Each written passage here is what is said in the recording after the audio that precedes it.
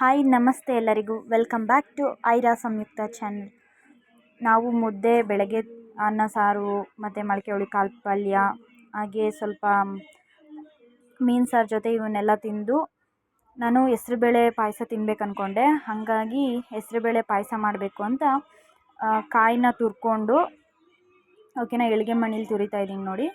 ಎಳ್ಗೆ ಮಣೇಲಿ ಕಾಯಿನ ಸಣ್ಣ ಸಣ್ಣದಾಗಿ ತುರ್ಕೊಂಡು ನೆಕ್ಸ್ಟು ನಾನು ಹೆಸ್ರುಬೇಳೆ ಪಾಯಸಕ್ಕೆ ಹೆಸ್ರುಬೇಳೆ ತೊಗೊಂಡಿದ್ದೀನಿ. ಒಂದು ಅರ್ಧ kg ಹೆಸ್ರುಬೇಳೆ ಏನೇನಂತ ಹೇಳ್ತೀನಿ ನೋಡಿ. ಸ್ವಲ್ಪ ಅರ್ಧ kg ಹೆಸ್ರುಬೇಳೆ ತೊಗೊಳ್ಳಿ. 1 ಕಪ್ಪು ಕಾಯಿ ತುರ್ಕೊತಿದ್ದೀನಿ. ಇಲ್ಲಿ 1 kg ಬೆಲ್ಲ, ಹಾಗೆ ಸ್ವಲ್ಪ ಗೋಡಂಬಿ ದ್ರಾಕ್ಷಿನ ಚಿಕ್ಕ ಚಿಕ್ಕದಾಗಿ ತೊಗೊಂಡಿದ್ದೀನಿ ಓಕೆನಾ.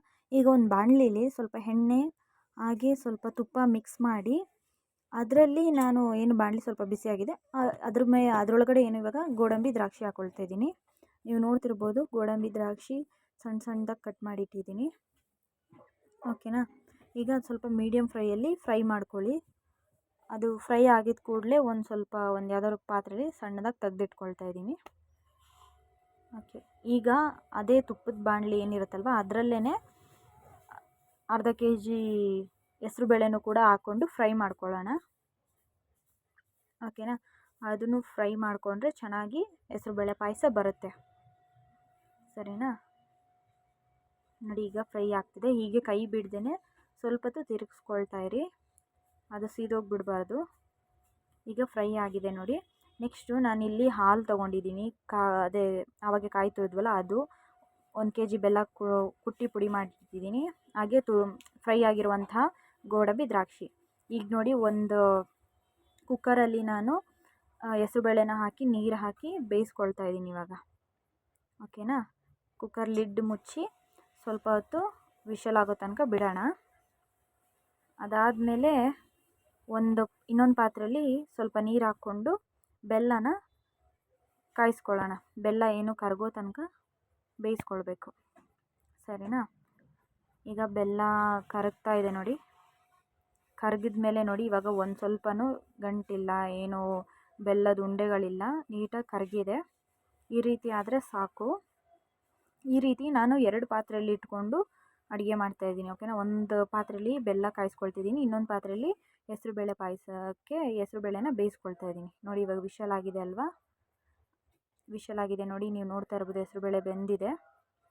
ಅದನ್ನು ನಾನು ಇನ್ನೊಂದು ಪಾತ್ರೆಯಲ್ಲಿ ತೊಗೊಂಡೆ ಸ್ವಲ್ಪ. ಈಗ ಬೆಲ್ಲ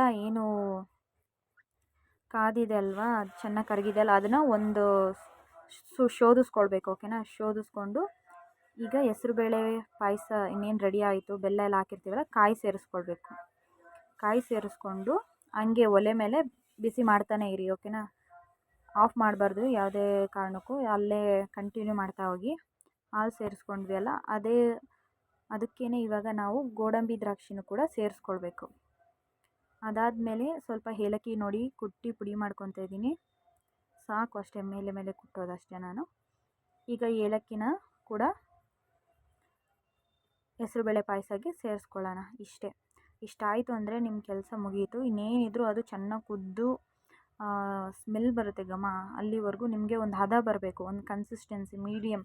ನೀವು ಹೆಸ್ರುಬೇಳೆ ಪಾಯಸನ ಒಂದು ಲೋಟದಲ್ಲಿ ಹಾಕ್ಕೊಂಡು ಕೂಡ ಕುಡಿಬೋದು, ಅಥವಾ ಮಂದ ಅಂದರೆ ದಪ್ಪ ಆದಮೇಲೆ ನೀವು ಪ್ಲೇಟಲ್ಲಿ ಹಾಕ್ಕೊಂಡು ಬೇಕಾದ್ರೂ ತಿನ್ಬೋದು, ಆ ರೀತಿ ನೋಡಿ. ಇವಾಗ ನಾವು ಆಲ್ರೆಡಿ ಖಾಲಿ ಮಾಡಿದ್ದೀವಿ, ಸ್ವಲ್ಪ ಹಾಕ್ಕೊಂಡು ಟೇಸ್ಟ್ ಹೇಳ್ತಿದ್ದೀನಿ ನಿಮಗೆ. ಆಲ್ರೆಡಿ ತುಂಬ ಚೆನ್ನಾಗಿತ್ತು ಹೆಸ್ರುಬೇಳೆ ಪಾಯಸ. ನಾನು ಒಂದು 2 ಟೈಮ್ಸ್ ಮಾಡಿದ್ದೀನಿ ಬಿಫೋರ್, ಆದರೆ ಅಷ್ಟೊಂದು ಟೇಸ್ಟಾಗಿ ಏನು ಬಂದಿರಲಿಲ್ಲ. ಬಟ್ ಈ ಸತಿ ತುಂಬ ಚೆನ್ನಾಗಿ ಬಂದಿತ್ತು ನೋಡಿ. ಇದು ಪರ್ಫೆಕ್ಟ್ ಕನ್ಸಿಸ್ಟೆನ್ಸಿಲಿದೆ. ಇದನ್ನು ನಾನು ಒಂದು ಬಟ್ಲಲ್ಲಿ ಹಾಕ್ಕೊಂಡು ಒಂದು ಸ್ಪೂನ್ ತೊಗೊಂಡು ಹಂಗೆ ಕುಡಿಬೇಕು ಅಂದ್ಕೊಂಡಿದ್ದೀನಿ ಓಕೆನಾ. ನೋಡಿ ಎಷ್ಟು ಪರ್ಫೆಕ್ಟಾಗಿ ಬಂದಿದೆ ಅಲ್ವಾ ಹೆಸ್ರುಬೇಳೆ ಪಾಯಸ.